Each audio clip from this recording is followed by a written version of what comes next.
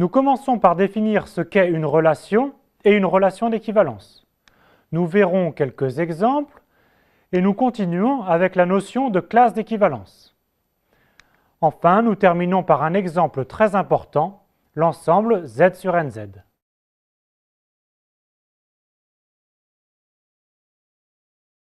Définir une relation sur un ensemble E, c'est associer à un couple XY d'éléments de E la valeur vraie s'ils sont en relation ou la valeur faux s'ils n'ont. On notera X, R, Y si X et Y sont en relation. Nous schématisons les éléments de E par des points. Et si l'élément X est en relation avec l'élément Y, alors on dessine une flèche de X vers Y. S'il n'y a pas de flèche de X vers Y, alors X n'est pas en relation avec Y.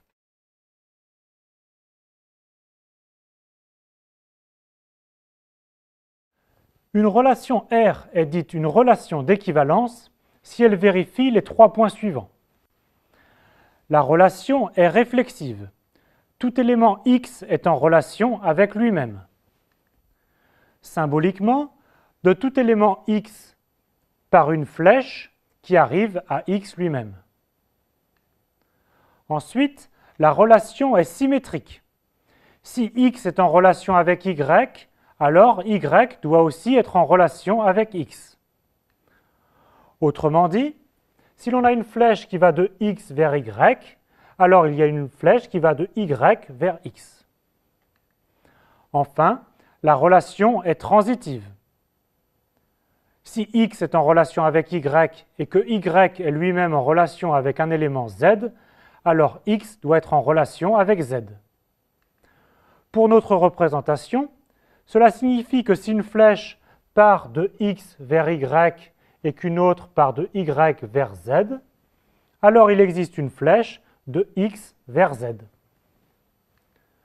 Voici une représentation d'un ensemble E constitué de 6 points, muni d'une relation R qui vérifie la réflexivité, la symétrie et la transitivité, et qui est donc une relation d'équivalence.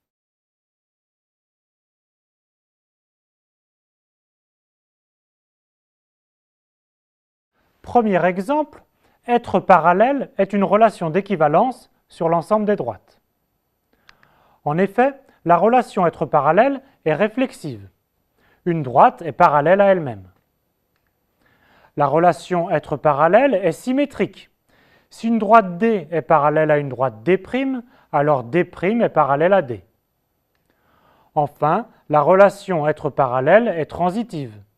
Si D est parallèle à D' et D' est parallèle à D seconde, alors D est parallèle à D seconde. Deuxième exemple, être du même âge. C'est aussi une relation d'équivalence sur l'ensemble des personnes. Vérifiez les 3 propriétés. Par contre, la relation être perpendiculaire n'est pas une relation d'équivalence. Ni la réflexivité ni la transitivité ne sont vérifiées.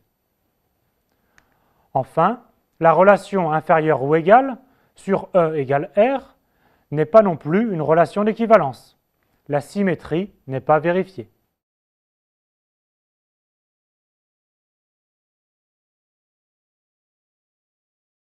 Revenons à un ensemble E et soit R une relation d'équivalence. Fixons X un élément de E. Alors la classe d'équivalence de X est l'ensemble des Y qui sont en relation avec X. Voyons un exemple. Quelle est la classe d'équivalence du point X?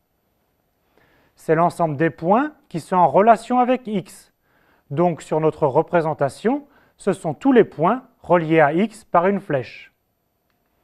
Il y a donc 4 éléments dans la classe de X.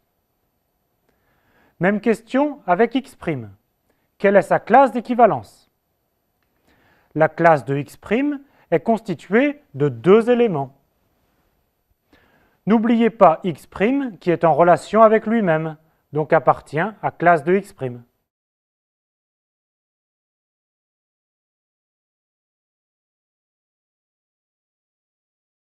Reprenons. La classe d'équivalence de x est l'ensemble des éléments y qui sont en relation avec x. C'est donc un sous-ensemble de E, et on le notera aussi parfois x bar. Un élément y de la classe d'équivalence de x s'appelle un représentant de classe de x. Voici quelques propriétés. Tout d'abord, si x et y sont en relation, alors ils ont la même classe d'équivalence. Réciproquement, si deux classes d'équivalence sont des ensembles égaux, alors x et y sont en relation. On vient de voir que si deux éléments sont en relation, les classes sont égales. Et si deux éléments ne sont pas en relation, les classes sont différentes. Mais on a davantage. Si x et y ne sont pas en relation, alors les classes de x et de y sont disjointes. L'intersection de classe de x avec classe de y est vide. Enfin, si l'on prend un représentant de chacune des classes, alors lorsque l'on considère l'ensemble des classes de ces représentants, cela forme une partition de E. Rappelons qu'une partition d'un ensemble E est juste un découpage de l'ensemble E en sous-ensembles EI, de telle sorte que E soit l'union de tous les EI et que deux sous-ensembles quelconques EI et EJ ne s'intersectent pas.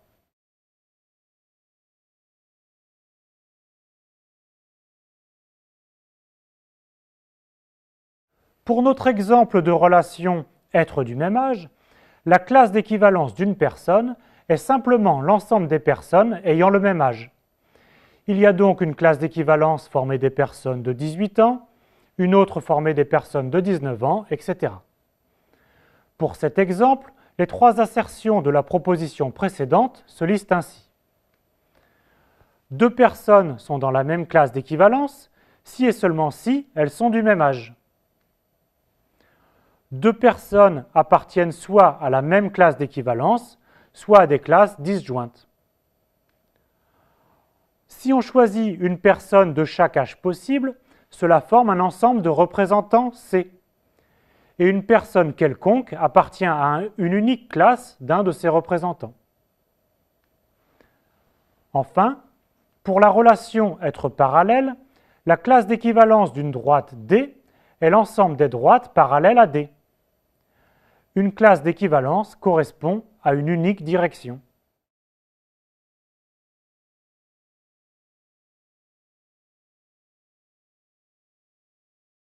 Venons-en à l'exemple le plus important, la relation modulo n. Considérons l'ensemble des entiers relatifs Z et fixons un entier n. Pour deux entiers A et B, on dira que A est congru à B modulo n si et seulement si A moins B est un multiple de n. Prenons l'exemple de n égale 7. Alors 10 est congru à 3 modulo 7, car 10 moins 3 est un multiple de 7.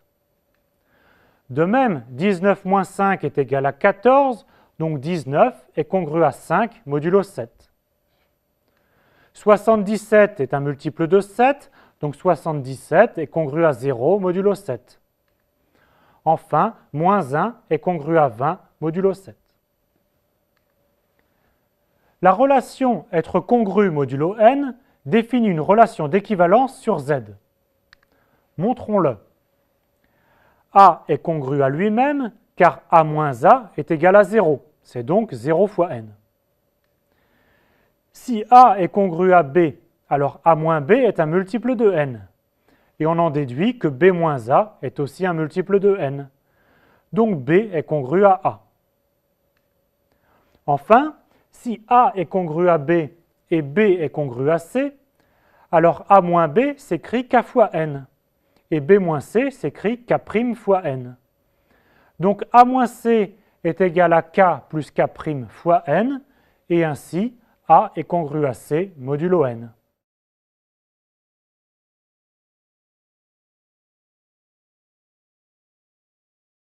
La classe d'équivalence de A pour la relation être congru modulo n est donc l'ensemble des entiers B tel que B est congru à A modulo n. On note ici cette classe A bar. Les B sont donc de la forme A plus un multiple de n. A bar est donc l'ensemble des A plus K fois N pour K parcourant Z. Cet ensemble se note aussi A plus NZ. N est congru à 0 modulo N, donc N bar est égal à 0 bar. De même, N plus 1 est congru à 1, donc N plus 1 bar est égal à 1 bar. N plus 2 bar est égal à 2 bar, et ainsi de suite. Il y a donc N classes d'équivalence, et on note Z sur NZ, l'ensemble de toutes les classes d'équivalence. 0 bar, 1 bar, 2 bar, etc. jusqu'à N-1 bar.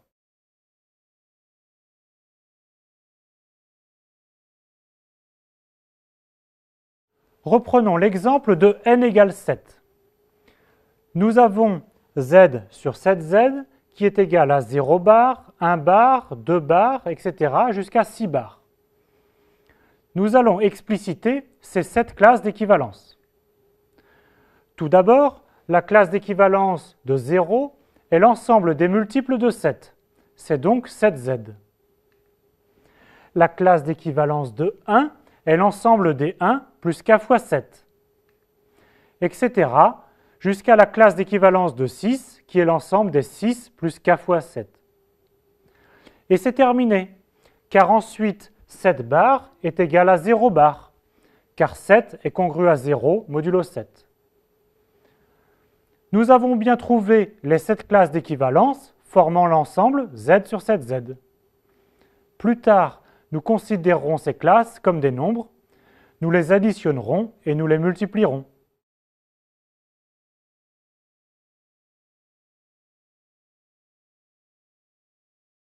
Entraînez-vous avec ces différents exercices.